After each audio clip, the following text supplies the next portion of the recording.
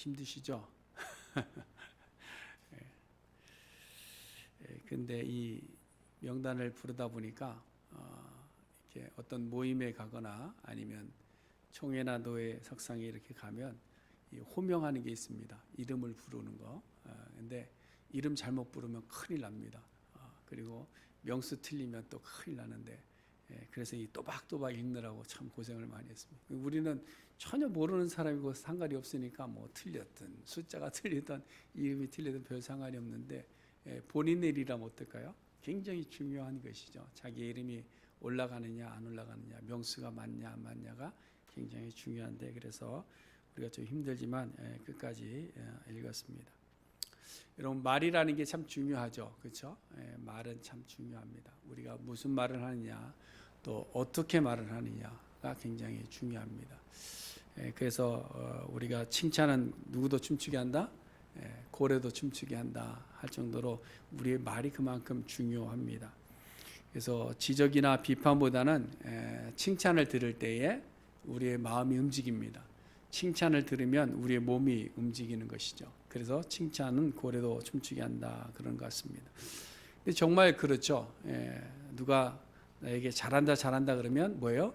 정말 내가 잘하는 것처럼 느껴집니다.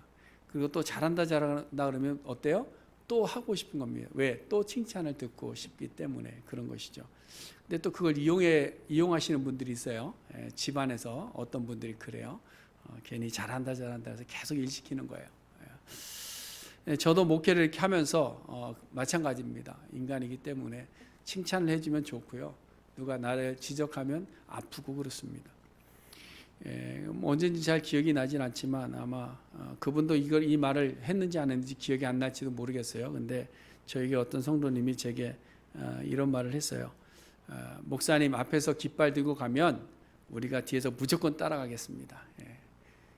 그냥 한 말인지 모르겠지만 저는 이 말을 들을 때 큰 감동이 있었습니다. 지금까지 기억하잖아요. 그렇죠? 지금까지 기억하고, 지도자에게 힘이 되는 것이 그런 겁니다. 깃발 들고 나가는데 가자 그랬는데 따라오는 사람이 아무도 없을 때 힘 빠지는 거고요. 가자 그랬는데 모두 일어나서 함께 가면 그게 힘이 되는 줄로 믿습니다. 우리가 여호수아 1장에 보니까 여호수아가 가나안 정복의 역사적인 사명을 받는 장면이 이제 여호수아 1장에 나오는데, 첫 시작이 뭐냐면 여호와의 종 모세가 죽은 후에 이렇게 되어 있습니다.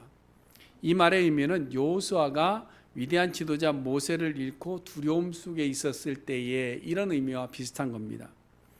이스라엘 민족을 통치해서 간다는 것이 얼마나 힘들겠습니까? 여호수아는 뒤에서 모세의 지도하는 것을 다 봐왔습니다. 백성들이 원망하는 것도 봐왔고요. 모세가 이스라엘 백성들 이끌고 나오면서 어려움을 겪었던 순간들을 다 봤습니다. 그 무거운 짐들을 알기 때문에 여호와의 종 모세가 죽은 후에 여호수아에게는 두려움이라는 것이 있었다라는 사실이죠. 그것을 어떻게 알 수 있느냐? 여호와께서 6절과 7절에서 여호수아에게 하시는 말씀을 보면 아는 겁니다. 거기에 반복해서 나오는 말씀이 뭐죠? 강하고 담대하라 합니다. 강하고 담대하라. 오직 강하고 극히 담대하라. 얼마나 두려움에 떨고 있었으면 여호와 하나님께서 여호수아에게 강하고 담대하라, 그것도 오직 강하고 극히 담대하라 말씀하겠습니다. 이 말씀을 듣고 나서 여호수아가 이제 리더십에 대한 첫 번 시험대에 오르게 됩니다. 그래서 3장에 보면 가나안을 들어갈 때에 지형적으로 볼 때에 요단이라는 강을 건너야 됩니다. 이 요단을 건너야 되는데 어떻게 건너야 되는가? 근데 보니까 마침 때가 좋지 않은 겁니다. 성경에 보니까 곡식을 거두는 시기다 이렇게 되어 있습니다. 곡식을 거두는 시기다. 이 말은 뭐냐면 그 요단강의 그 근원이 되는 이 헐몬산, 북쪽에 있는 헐몬산의 눈이 녹아내리는 시기입니다. 그러다 보니까 이 강의 수위가 점점 높아지는 시기이고요. 또 이때가 또 추수할 때다 보니 곡식을 거두는 추수할 때다 보니까 늦은 비가 내리는 시기입니다. 그러다 보니까 강둑을 범람하는 그런 일들이 있던 시기죠. 그러다 보니까 사람들이 좀 기다려야 되는 거 아니냐 이런 말들도 오가고 있는데, 여호수아가 결정을 내립니다. 이 강을 우리가 건너가자, 지금 건너가자라고 여호수아가 깃발을 듭니다. 그러나 보세요. 이 백성들이 선뜻 따라갈 만한가? 한번 경험은 했죠. 홍해에서 한번 경험을 했습니다. 그런데 그때는요, 하나님께서 홍해를 미리 갈라 놓으시고 맨 땅이 되었을 때 건너가자 그랬어요. 그러니까 건너기가 쉬운 겁니다. 근데 여호수아는 지금 물이 막 흐르고 있고 강물의 수위는 높아지고 있고 이렇게 강은 이렇게 물은 넘치고 있는데 여기를 지금 건너가자 그러는 거예요. 여러분 홍수가 났을 때 흘러가는 강물을 보신 적 있나요? 저는 한번 본 적이 있어요. 일부러 비 내리는데 가서 다리 위에 서서 한번 강물을 본 적이 있습니다. 못된 생각을 하면서. 근데 무서워서 돌아왔는데요. 너무 물줄기가 세가지고 발을 들이기가 힘들겠더라고요.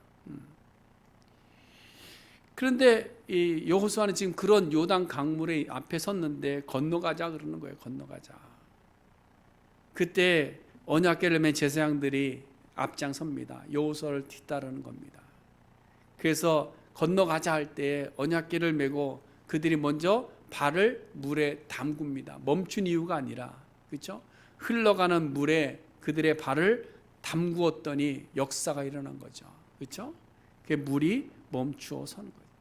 그 뒤에 함께 일어났던 모든 백성들이 기쁨으로 그 강을 건너갈 수 있게 된 겁니다. 여러분 한번 생각해 보세요. 여호수아가 가자 그랬는데 아무도 안 따라오면 어떻게 됐겠어요? 그렇지 않습니까? 근데 가자 할 때 함께 일어난 제사장들이 있었고 함께 일어난 백성들이 있었기 때문에 그 강이 갈라지는 놀라운 역사를 체험할 수 있었던 겁니다. 이와 마찬가지로 모든 역사는 지도자의 결단으로만 되는 것이 아니라 이 결단을 함께하는 동력자들이 있을 때 역사는 일어난다라는 거예요.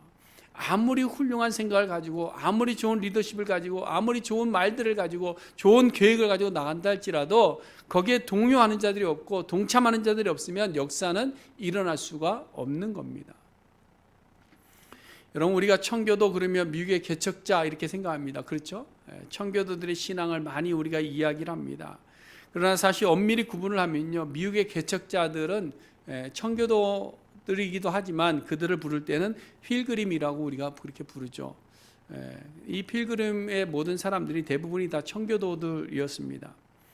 이 필그림 순례자들이 미국으로 오게 된 경위를 보면 그 시작은 어디로 거슬러 올라가면 영국의 종교개혁으로 올라갑니다. 영국의 종교개혁.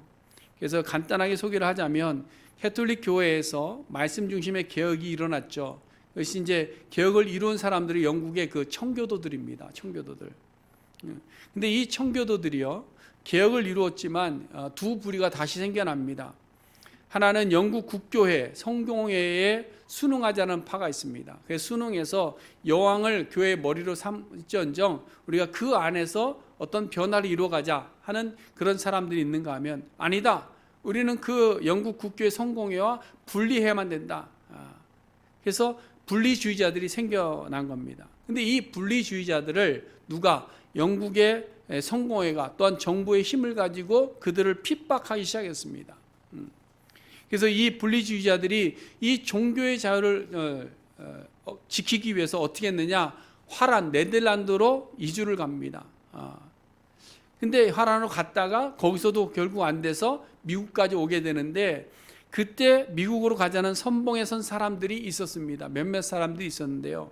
뭐 드러난 이름으로는 존 카버라든지 윌리엄 브래드포트 같은 사람들이 앞장을 선 것 같이 보입니다. 그런데 그들의 말을 듣고 함께 나선 사람들이 있었습니다. 그 두 사람만이 아니라 102명의 필그림들이 함께 동참한 겁니다. 거기에. 그래서 결국 그들이 새로운 길, 정말 미지의 그 길을 가자 그럴 때 함께하는 사람들이 있었기 때문에 그들을 통해서 지금 이 미국이라는 거대한 국가가 탄생하게 된 것이죠. 그렇죠? 만약에 그들이 없었다고 한다면, 그렇죠? 따라오는 사람이 없었다고 한다면 그 역사는 일어나지 않았던 겁니다. 근데 여러분, 우리가 이 필그림들을 보면요, 한두 사람이 중요한 것이 아닙니다. 한두 사람이 뭐 이렇게 드러나는 것이 아니라는 거죠. 그래서 여러분 그 매사추세츠에 가면요, 필그림 홀이 있다고 합니다. 근데 그 홀에 저도 가보지를 못했는데, 그 홀에 가보면 그때 탑승한 사람들의 이름을 한 사람 한 사람 다 나열해놨다는 거예요. 오늘 우리가 읽은 것처럼 그 이름을 다 나열을 해놨다는 거예요. 102명의 이름을 한 사람 한 사람씩. 뭐냐면 그 모든 사람들, 그 102명의 사람을 통해서 지금 이 미국이라는 역사가 만들어졌다라는 것을 우리에게 보여주는 것이죠.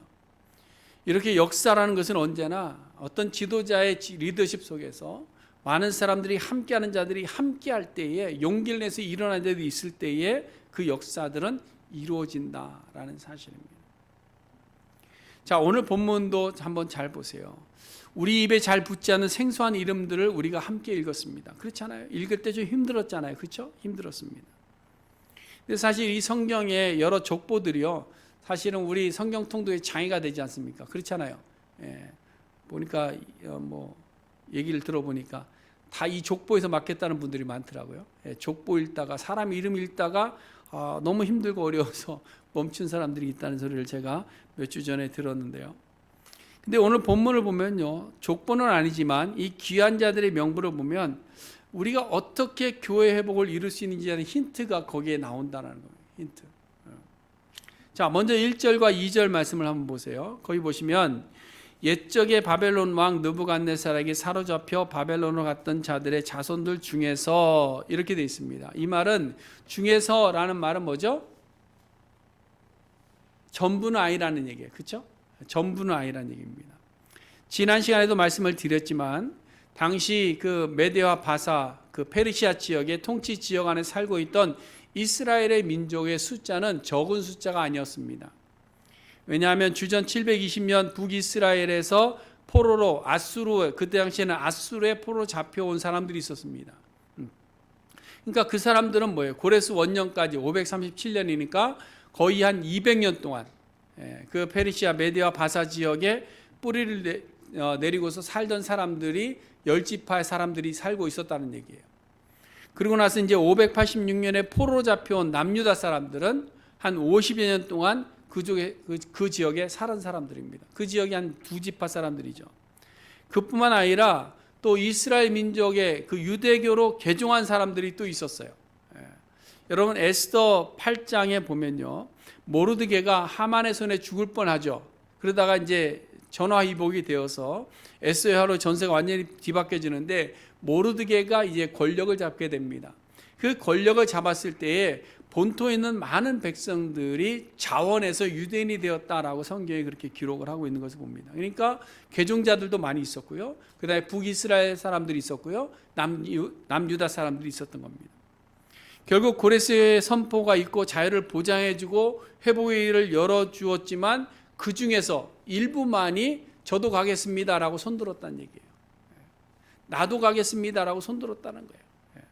성전 재건을 위해서 헌신하고 그들이 일어난 겁니다. 소수의 인원이지만 지금 우리가 힘들어서 읽었던 이 명단에 나오는 그 사람들이 바로 그 역사의 주인공들입니다.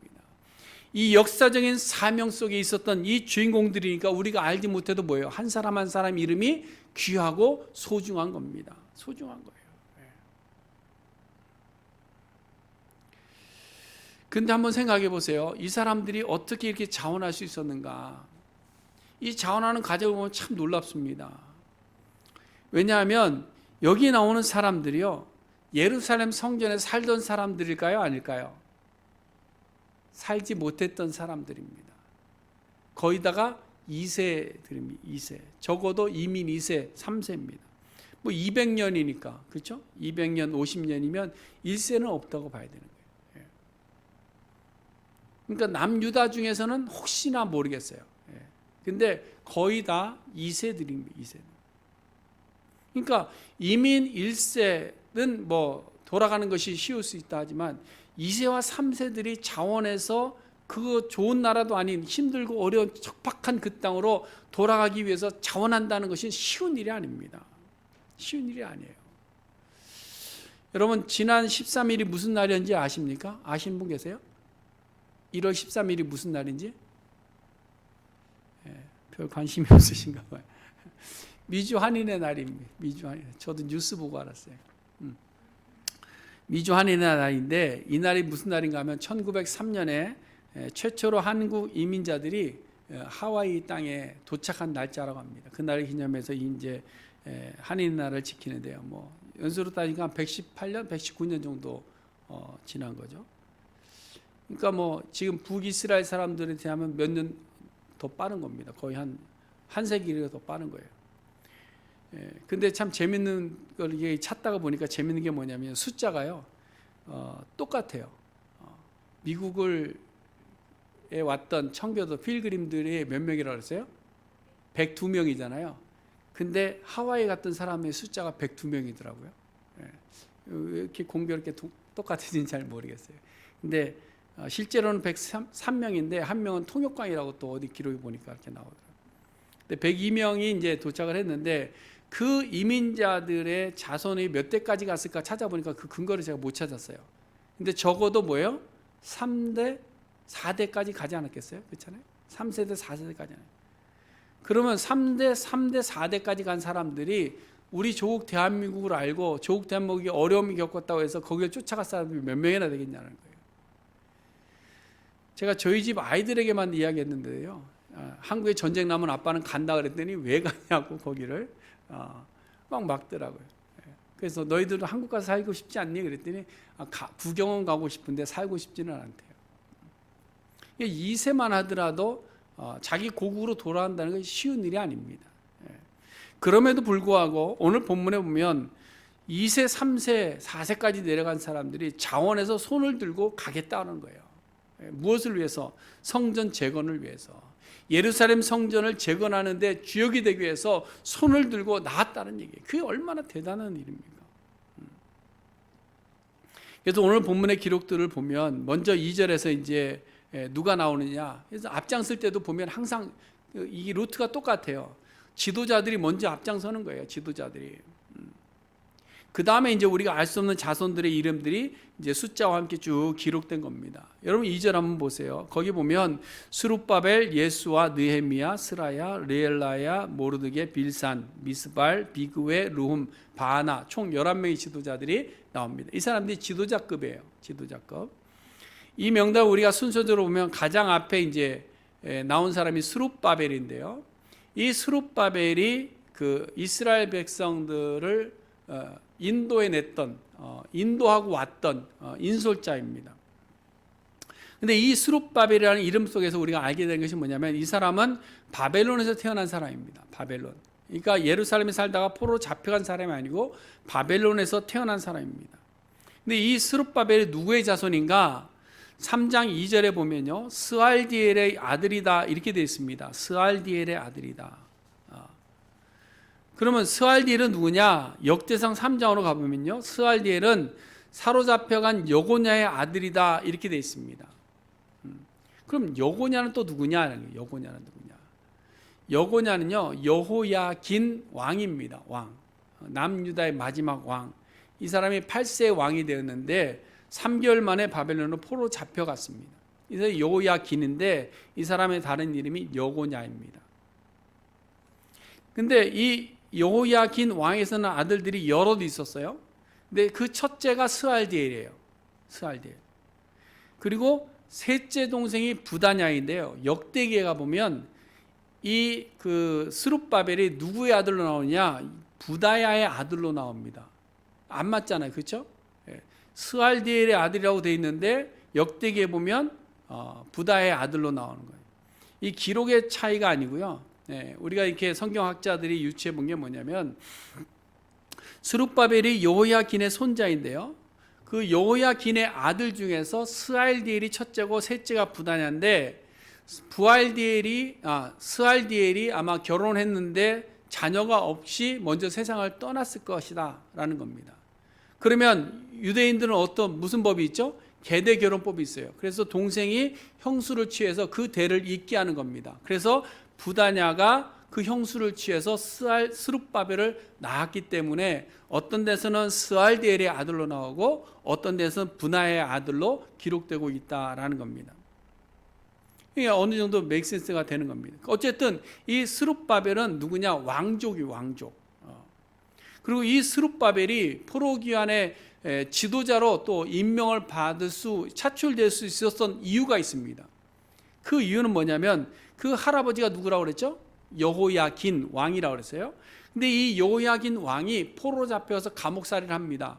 감옥살이를 하다가 37년째 되는 해에 풀려나요. 에월 무르닥에 의해서 사면 복권이 됩니다. 근데 복권될 때에 왕의 총애를 또 받습니다. 그래서 왕궁에서 자랐습니다. 왕궁에서 살게 되죠. 그래서 왕의 총애를 받게 되는데 당연히 스룹바벨도 같이 있었다라는 겁니다. 그러니까 이제 포로 귀환 때에 책임을 맡을 수 있는 그런 환경이 조성되었다라고 볼 수 있는 겁니다. 그래서 이 첫 번째 나오는 이름 스룹바벨이 이스라엘의 포로자들의 첫 번째 귀환할 때의 지도자로 서게 되는 겁니다. 그럼 그 다음에 나오는 사람이 누구냐면 예수아인데요. 이 예수아도 참 중요한 인물 중에 한 사람입니다. 왜냐하면 이 사람이 누구의 손자냐? 대제사장의 손자입니다. 대제사장. 그러니까 예수의 조부는 바벨론 왕에 의해서 살해당했고요. 그 다음에 아버지 여호사닥이 있었는데 그 제사장이잖아요. 그 여호사닥 제사장의 아들인 거예요. 근데 이 여호사닥이 포로로 잡혀온 다음에 바벨론에서 낳은 아들이 예수아입니다. 그러니까 어떤 혈통적으로 보면 스룹바벨은 왕족이고요. 그 다음에 예수아는 제사장의 계열입니다. 이 말은 예수아가 제사장들에서 지도자의 위치에 있었다는 것이고요. 그 다음에 36절에 보면 제사장들에 대한 이야기가 이제 다음 주에 볼 텐데 거기 보면 처음에 시작이 뭐예요? 예수아의 집 이렇게 돼 있잖아요. 그렇기 때문에 이 두 사람을 통해서 이스라엘 백성들이 나오게 되는데 그 많은 백성들이 지도자들이 앞장설 때에 많은 백성들이 함께 하더라라는 것을 우리가 오늘 내용을 통해서 우리가 볼 수 있는 겁니다. 그 다음 3절부터 35절까지 보면요. 우리가 알 수 없는 그리고 다른 성경에 등장하지 않는 인물들이 이제 기록되고 있는데요. 여기도 좀 재미있는 부분들을 좀 우리가 좀 알고 지나가면 좋을 것 같은데 이 기록들이 좀 다릅니다. 처음부터 마지막까지 동일하게 돼 있지 않고요. 3절부터 20절까지는요. 형태가 누구의 자손 이렇게 돼 있습니다. 그러니까 어떤 그 족장의 이름과 그 자손의 숫자를 이렇게 기록하고 있는데요. 그 다음에 21절부터 23절까지 보면요. 누구의 자손이라고는 하지 않고 어느 지역이 나옵니다. 그렇죠? 여러분 한번 보세요. 21절부터 보세요. 21절. 베들레헴 사람, 느도밭 사람, 아나돗 사람 이렇게 돼 있잖아요. 그렇죠? 지명이에요. 지명. 그리고 24절부터 35절까지는 섞어서 씁니다. 몇 자손을 이렇게 묶어서 기록하기도 하고요. 그 다음에 한 사람의 자손으로 기록하기도 하고요. 어떤 지역의 사람으로 기록하는 것을 섞어서 쓰고 있습니다. 왜 이렇게 기록하고 있는가? 명확하지는 않지만 아마도 포로 귀환이 3차에 걸쳐서 이루어지다 보니까 기록들이 이제 좀 분산되어 있었을 거 아니에요? 이제 그 기록들을 모아서 한 번에 기록하다 보니까 이런 일들이 생긴 것 같다라고 성경학자들은 이렇게 추측을 하고 있는 겁니다. 어찌되었든 간에 지금 포로 귀환자들이 명단을 통해서 알 수 있는 것은 뭐냐? 지도자들이 먼저 헌신하는 모습을 보일 때 함께 일어난 자들이 있었다 없었다? 있었다라는 거예요. 그들이 힘을 합쳐서 역사를 이뤄냈다. 이것을 우리에게 보여주고 있는 겁니다. 왕의 혈통인 스룹바벨과 제사장의 혈통인 예수아가 어찌 보면 이세들임에도 불구하고 조국의 성전 제공을 위해서 돌아가라 그럴 때 그럼 내가 가겠습니다라고 먼저 손들고 나갔다는 거예요.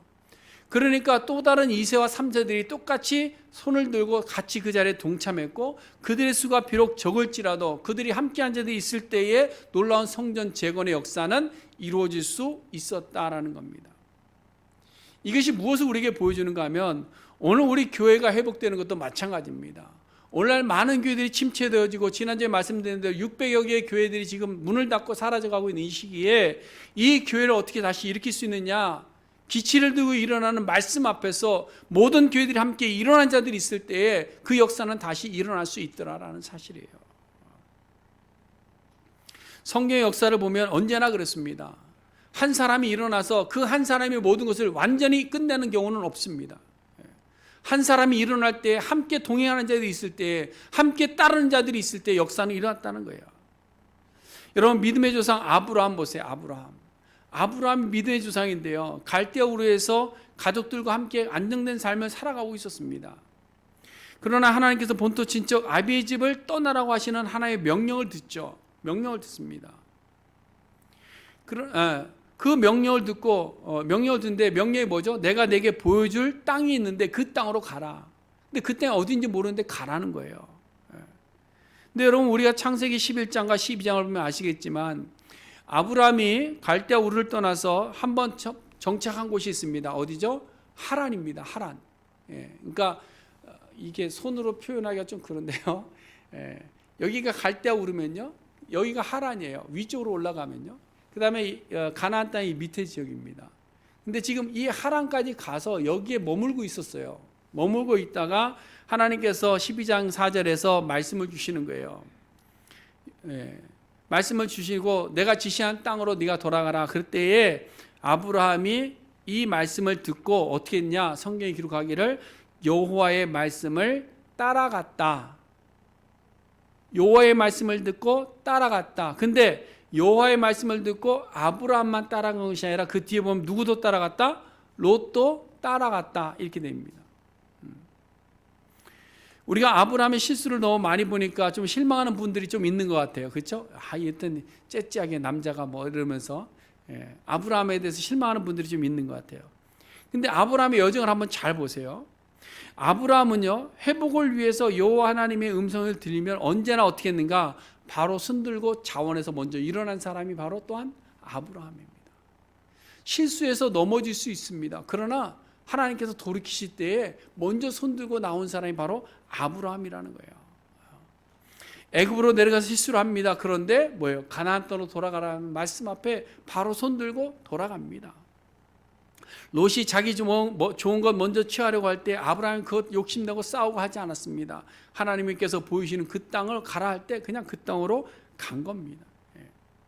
그뿐입니까? 백세에 얻은 귀한 아들이죠. 그 아들 번제로 드리라고 그랬어요. 그때 아브라함이 어떻게 했다고 그랬어요? 성경이 뭐라고 그랬죠? 저녁에 듣고 아침에 일찍이 일어나 이랬죠. 아침에 일찍 일어나 낙이 안장을 지우고 갑니다. 그리고 아브라함이 갔더니 누가 따라갔어요? 그 아들도 따라가는 거예요.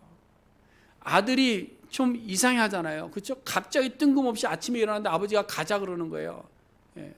산으로 가는데 또 재물도 없이 제사지로 간다는 거예요. 그런데 뭐예요? 그 아들이 따라가더라라는 거예요. 따라가더라. 이 굉장히 중요한 이야기입니다. 따라가는 신앙, 먼저 손들고 자원하는 신앙, 굉장히 중요한 거예요. 근데 오늘날 우리의 신앙을 보면 그들 떠밀려 하는 신앙처럼 보여요. 떠밀려서 하는 신앙, 억지로 하는 신앙, 끌려서 하는 신앙, 아니면 편안함과 안주함을 누리기 위한 신앙. 그러다 보니까 신앙적으로 무슨 변화가 일어나지 않는 거예요. 교회에 변화가 일어나지 않는 겁니다. 그러면서 늘 뭘 하려고 하면 그거 뭐 하랍니까? 하지 말지, 귀찮게. 이게 새로운 길을 나가지 못하게 내려막는 장애예요. 여러분, 신앙이 회복되기 위해서, 우리의 신앙이 회복되고 우리의 교회가 회복되고 많은 교회들이 회복되기 위해서는요, 도전이 필요한 겁니다. 도전이 필요한 거예요. 미국의 부흥의 역사가 일어난 건요, 도전할 때 부흥의 역사가 일어난 거예요. 도전할 때. 한국의 평양에서 일어났던 그 부흥의 역사도 어디서 도전할 때 일어난 거예요. 자기를 깨치고 도전을 시작하니까 거기서 일어난 거예요. 여러분, 어차피 우리는 미래의 시간을 알 수 없습니다. 그렇죠? 여러분, 미래의 시간을 알 수 있나요? 한 치 앞을 누가 내다볼 수 있습니까? 우리는 한 치 앞도 내다볼 수 없는 그런 존재들입니다. 그렇다고 한다면 지금 말씀 앞에 헌신하지 않고 지금 내가 손에 쥐고 있는 걸 잃지 않겠다고 한들 그것을 누가 보장한다고 우리가 누가 얘기할 수 있겠어요? 그렇지 않습니까? 지금 좋은데 요거 보장받기 위해서 내가 저 위험한 거 따라가 안 돼. 이거 잃어버리면 어떡해? 그거 누가 보장하겠냔 말이에요. 보장 못하는 겁니다.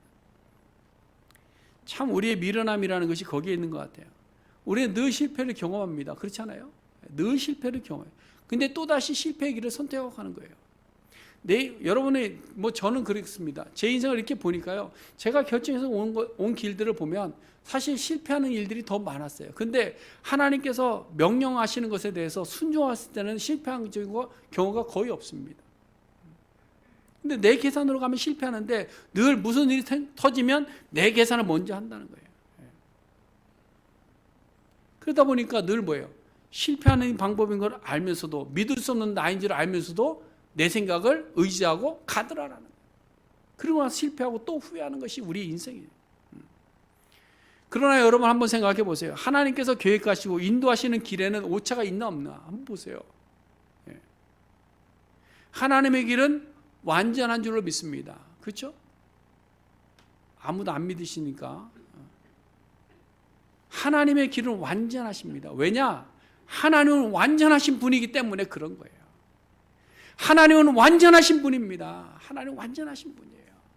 그걸 믿으시길 바랍니다. 그걸 못 믿으니까 자꾸 내 생각 쫓아가는 거예요. 못 믿으니까 내 생각 쫓아가는 거예요.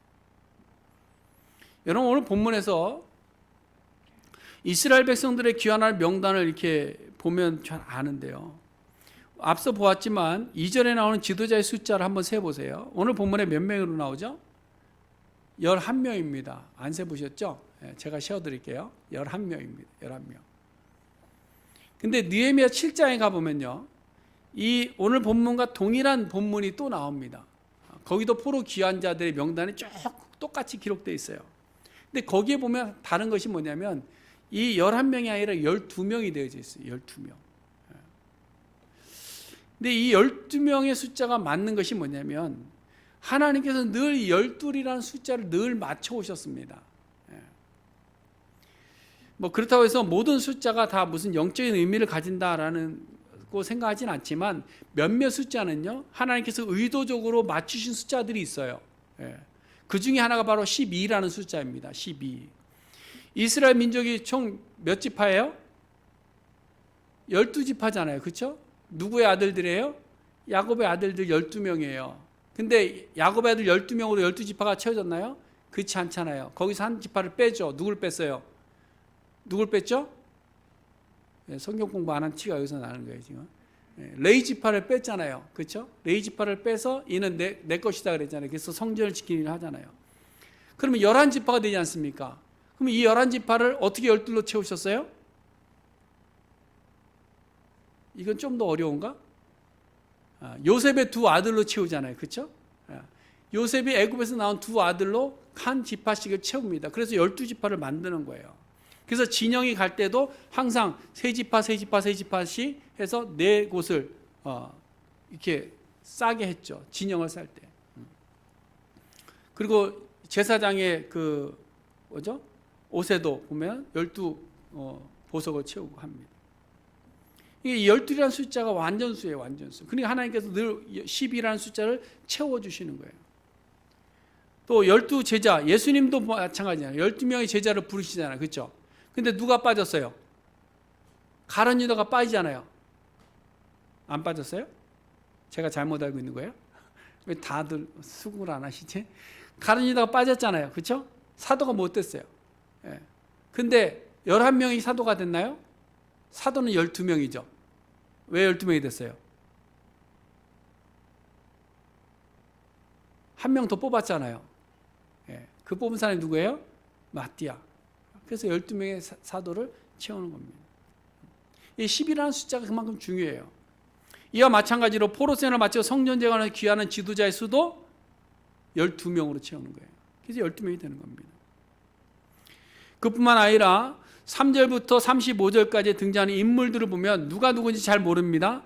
그런데 아까 지명이 나왔다고 그러잖아요. 지명. 그렇죠? 지명. 21절부터 지명이 나오는데요.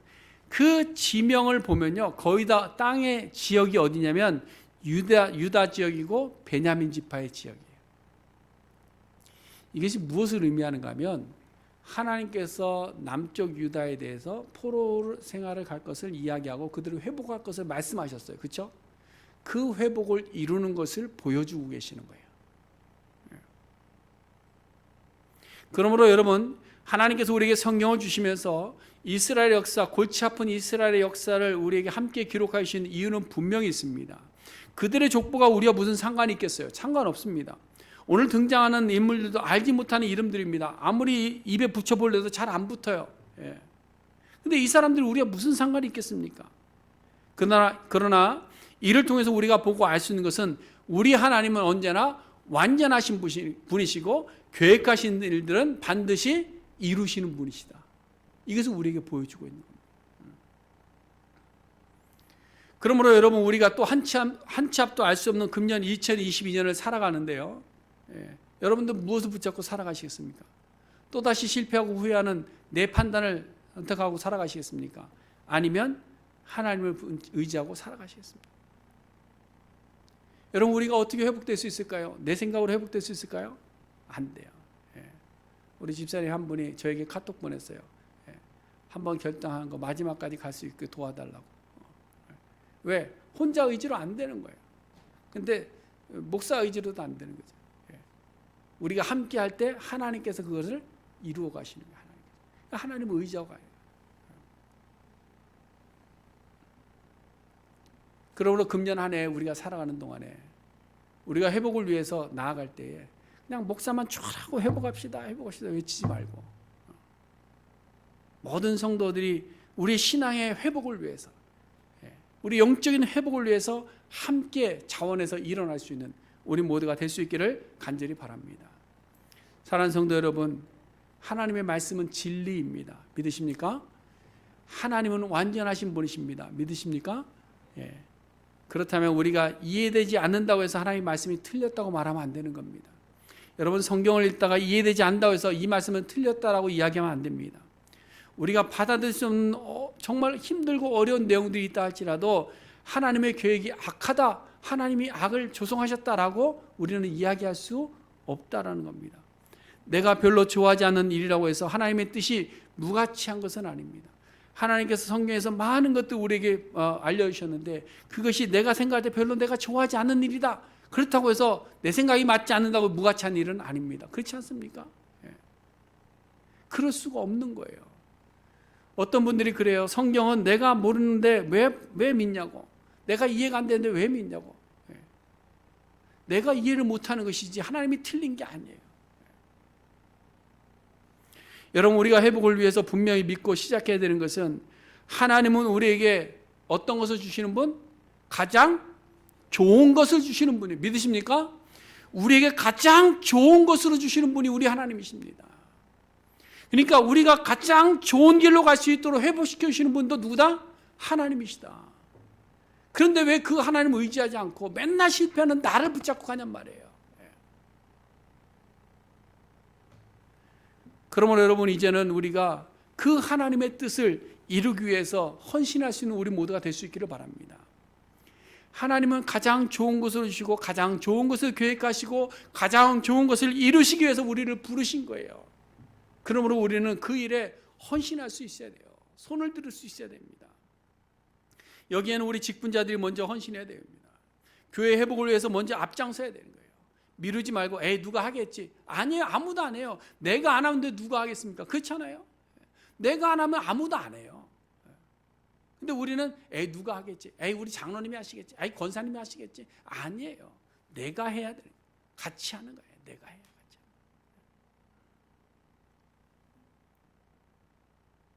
그러므로 우리 모든 성도님들이 누가 앞장서서 회복을 위해서 달려갈 때에 함께 달려가는 우리 모두가 될 수 있기를 간절히 바랍니다.